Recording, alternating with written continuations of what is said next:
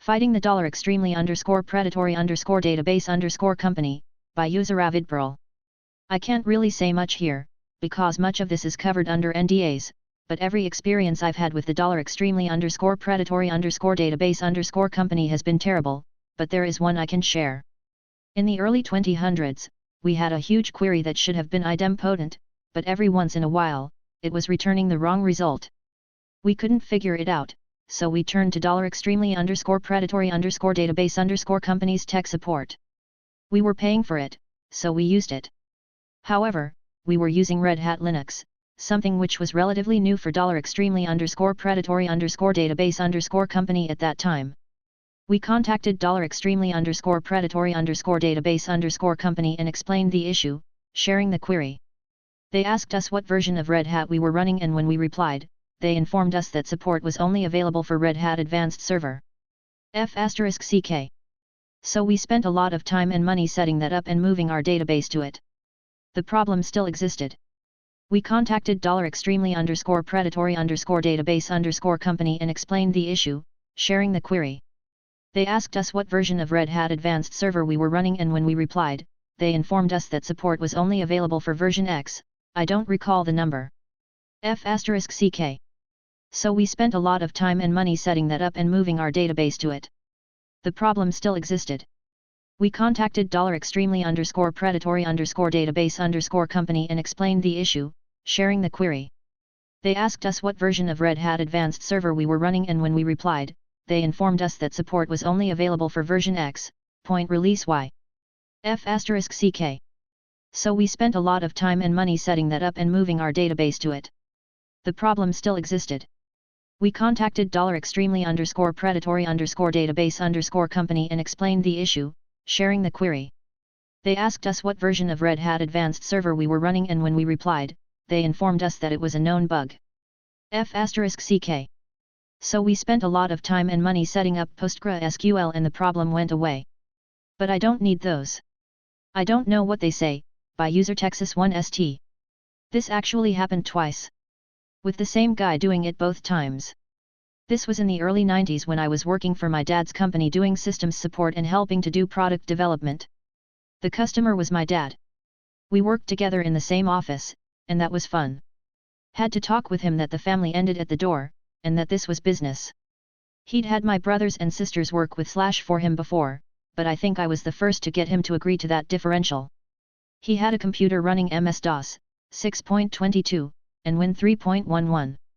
He used WordPerfect 5.1 for his documents. One day he says, "Hey, TEXAS1ST, my computer won't start." So I go over and it's telling me the system is not found. Wah! I reboot it, and make sure the drive is configured properly in BIOS, no errors on post, but it just won't boot into DOS. I grab a boot floppy, and boot to that. Then I go look at the C drive. autoexec.bat is missing as is config.sys. What? Try running win.exe and it won't boot. Well, my boot floppy may not have a sufficient path set up to run Windows. So I manually change directories and there are no files there. I mention a lot of files are missing. Dad says, "Oh, I deleted a bunch of junk yesterday." You deleted junk? Yeah, I was looking for whatever it was, and found I had a bunch of junk files I couldn't read or WordPerfect wouldn't open. So I just deleted them. Dad, you couldn't read them, but the computer could. Those are what tell the computer what to do and how to work. Oh. Wound up copying his files to floppy, blanking the drive, and starting over. Then a few months later, he called me over and had the same problem. After confirming my suspicions, I said, "Dad, do you remember our talk a while back?" He finally got it and I don't think I had to do it again after that, but was always fixing something for him. It's not broken just because you expected a smaller number, by user Pash Prime. I work as a biomedical technician, maintaining all the medical equipment in a hospital. We work on many things, but we all work on medical patient weight scales. Most scales nowadays are very accurate and keep their accuracy for quite some time, needing only a calibration check every year. Every so often we get a call requesting their scale be calibrated because it is definitely out of calibration, as they say. So I haul 100 pounds, 45.36 kgs, of medical grade calibration weights over for a quick calibration check, and 10 times out of 10, it is within calibration. When I report my findings to the end users, I often get the same response. Someone throws a quick frown. Because they used themselves as the weight reference point. I am fairly certain the requester's train of thought prior to calling was "but my scale at home says." But I can't stop the inevitable process of hurt feelings. Doctor's office running Windows 98 and XP computers with NT4 server connected to 10 MB hub. Part 1 by user Evelyn Silver 7967. Approximately 2 to 3 years ago, I was working as an on-site technician for a tech support company when I was assigned a job at a medical clinic. The owner of the business had expressed concern over the slow performance and reliability issues of the clinic's computers, but was hesitant to replace them. Upon arriving at the clinic, I was greeted by one of the doctors who informed me that the clinic's owner would be returning shortly. The doctor showed me behind the front counter, where I saw about 4 computers, all running Windows XP. But then, my attention was caught by another computer, a yellow, previously beige, one, running Windows 98. I knew then that this job was not going to be an easy one. I had a conversation with the doctor regarding the clinic's computer system. "So, these are the new computers," the doctor said, pointing to the Windows XP machines. "And these over here," he continued, gesturing to the Windows 98 computers, "are the old computers. They're for our medical database software. The new computers are for everything else, like email, internet, word processing, etc." The doctor then invited me into his office to show me the setup, which was similar to the setup in all of the other doctors' offices. The computers in the office consisted of an old Windows 98 computer and a new Windows XP computer. The doctor explained that when the clinic upgraded to the new computers, around 2008, the medical software did not work, so they had to keep the old computers as well. At this point, the clinic's owner returned and introduced himself. He mentioned that all of the staff had been complaining about the computers and that previous technicians had told him they could not fix the system. The owner then showed me the server room, which was a small, dusty room filled with a disorganized mess of cables and outdated equipment. On some shelves there was a switch with a mess of cables coming from holes in the walls and ceiling, no patch panel, just terminated and plugged into the switch, and an ancient D-Link wireless router. And then I saw the server, an old compact server from the mid-1990s, connected to a CRT monitor, keyboard, and mouse, all on the floor. The server ran Windows NT 4.0. I explained to the owner that the ancient system should be removed and replaced with a more modern software solution, but the owner felt that the software was too expensive and that the current system worked fine for them. He just wanted it fixed. As a temporary solution, I suggested building 2 separate networks to separate the old computers, and not connecting it to the internet. I got a proper gigabit switch. The old one was actually a hub for the new computers, and kept the old 98 systems connected to the hub. The ISP-supplied modem was also a router, which then connected to the D-Link router, so that was a double NAT. I threw the D-Link router in the trash and connected the switch to the ISP modem/router. The server, which was an old compact server from the mid-1990s, needed to be accessed by both the old and new computers. Luckily it had a second unused NIC, so I connected one to the legacy computer network and set up the spare one for the new network. When I logged into the server, I didn't need to ask the client for the password, it was written on a sticker attached to the side of the server. Nothing surprised me at this point. When I logged on, I found that there was no backup solution. I asked the client about this and assured me he had a backup. He found a pile of CDs and handed them to me. "One of these will be the backup." It turns out that the backups were just the Windows installation images and some Symantec Ghost images for the operating systems and software. I found one disk labeled Database Backup, 2015.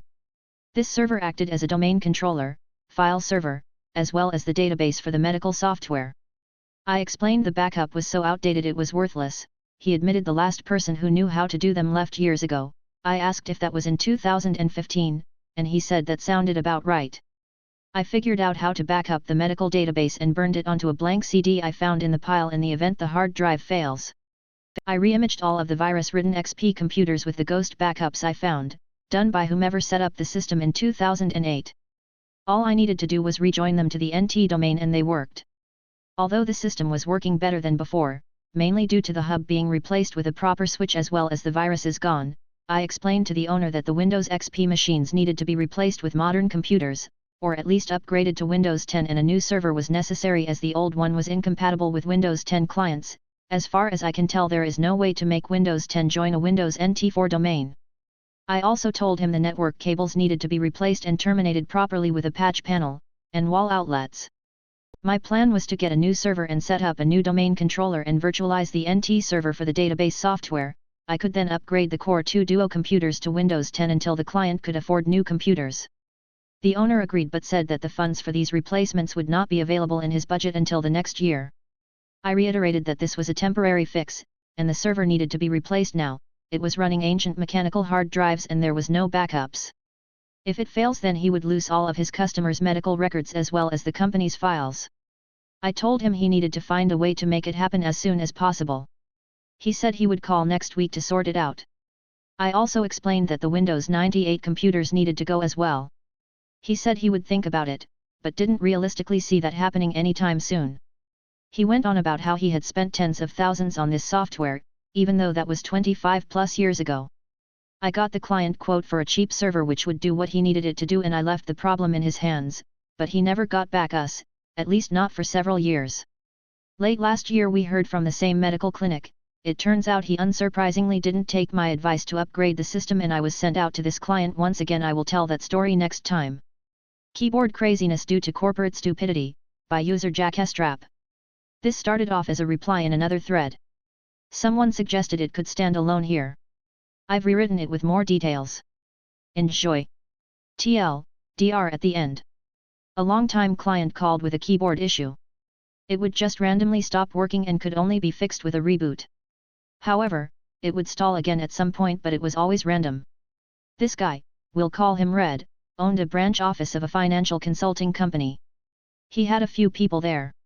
Red is no dummy, knows enough about computers to install software and hardware, swap out components, etc. So he opted out of the corporate recommended IT support because they were very expensive and very slow. When he was truly stumped with an issue or just didn't want to take the time to solve an issue, then he would call me. So, anyway, on with the keyboard issue. He'd reinstalled drivers, swapped out the keyboard, and a few other items until he was ready to fix it with a chainsaw. This gave me a pretty good baseline on where the issue was not located. My first step was going to be swapping the keyboard to another USB outlet. Could be he coopered it up somehow and it's just making intermittent contact. I pulled the case out from under the desk and discovered all of the ports were occupied. Even on the front of the case. So I started tracing the wires: printer, mouse, scanner, keyboard, Wi-Fi, headset, external HD, and a big red button with corporate's logo on it. Press the button, browser should launch, and takes you to their home page. I had never seen one of these, so I decided to try it. Nothing happened. I figured it was outdated or had the driver removed or something like that. But at the back of my pea-brain a little voice was telling me to unplug the button and test the keyboard. So I unplugged it and everything starts working fine. Plugged it back in and the keyboard goes wonky. So Red and I get on the speakerphone to corporate's in-house support because they required everyone to purchase one of these for every computer in the office. Likely tens of thousands nationwide. Red says the big red button is not working. What? And the IT guy immediately cuts him off. Disconnect all of the buttons and throw them away. Apparently there was an epidemic of this going on company-wide. The guy on the phone said there would be an email from corporate next week telling everyone else to do the same. Seems about 30% of these things were defective. There would be no refund, either. Red was not happy about that, especially considering his lost time from the keyboard craziness and the lost funds from me and the buttons. Red later heard through the grapevine that some VP had a kid with an ad specialties biz and convinced marketing to buy these things without consulting IT. The vendor could program the action of the button to do whatever the customer wanted. The total cost per unit was about 50 cents. The company sold them for $20 each. He only bought them for his desktop units. Didn't get any for the laptops that also doubled as desktops when the reps were in the office. TLDR, keyboard goes crazy at random times. Turns out it's a USB device with a big button that launches the web browser to corporate when pushed. Corporate required all locations to purchase these devices and many fail. No refunds, either.